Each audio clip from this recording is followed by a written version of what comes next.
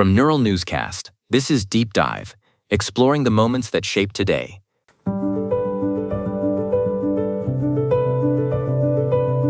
Hello, and thank you for joining us. Glad to be here.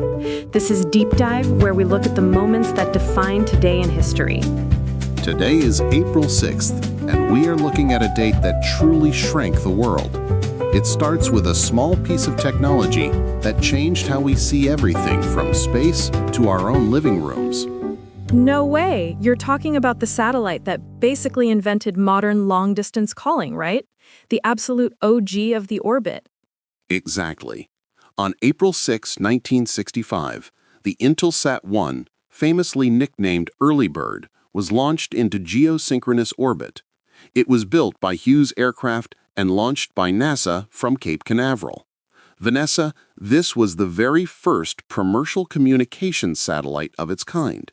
Right, and when you say geosynchronous, that means it stays over one spot on Earth, like a stationary relay point in the sky. For the mid-60s, that had to feel like absolute wizardry. It really did. It sat over the Atlantic Ocean and provided the first near-instantaneous contact between Europe and North America. Before this, you were looking at undersea cables with very limited capacity. Early Bird could handle telephone calls, faxes, and most importantly, live television. I read that it actually provided the first live TV coverage of a spacecraft splashdown for Gemini 6. It's like the satellite was watching its cousins come home. Plus, Peter, it was tiny, barely 2.5 feet long and only about 76 pounds. My gaming PC weighs more than that satellite. It's a testament to the engineering of the time. While it was only supposed to last 18 months, it actually served for over 4 years. It was even briefly reactivated in 1969 to help with the Apollo 11 moon landing when another satellite failed. It paved the way for the global networks we take for granted now. Remarkable. But speaking of legends, we have some major birthdays to celebrate today that cover everything from a galaxy far, far away to the streets of Gaston. We do.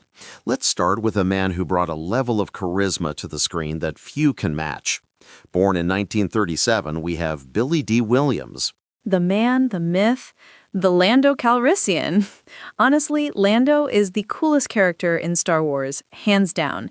He went from a rakish administrator on Cloud City to a hero of the rebellion in Return of the Jedi.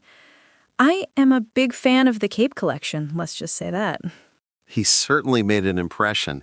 Beyond Star Wars, he was a massive star in the 70s with films like Mahogany. But today, we also celebrate a giant in the world of music, André Previn, born in 1929. André Previn was a musical polymath. He won 4 Academy Awards for film scoring and 10 Grammys. He moved between Hollywood, jazz, and classical music like it was nothing. He was even the principal conductor for the London Symphony Orchestra. His versatility was unmatched. And finally, for our third birthday, we have a face and a voice that nearly everyone recognizes. John Ratzenberger, born in 1947. Most people know him as Cliff Clavin, the know-it-all mailman from Cheers, which is iconic on its own. But Peter, from my generation, he's the guy who is in every single Pixar movie. He's like their unofficial good luck charm. Ham in Toy Story, Mac in Cars.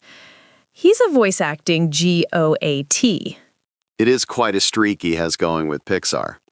From the heights of Hollywood and the depth of space, let's finish today with a journey to the very top of the world. Absolutely. You're talking about the North Pole, right? That's an April 6th milestone, too. That's right. On April 6, 1909, American explorer Robert Peary and his assistant Matthew Henson, along with 4 Inuit guides, reached what they determined to be the North Pole.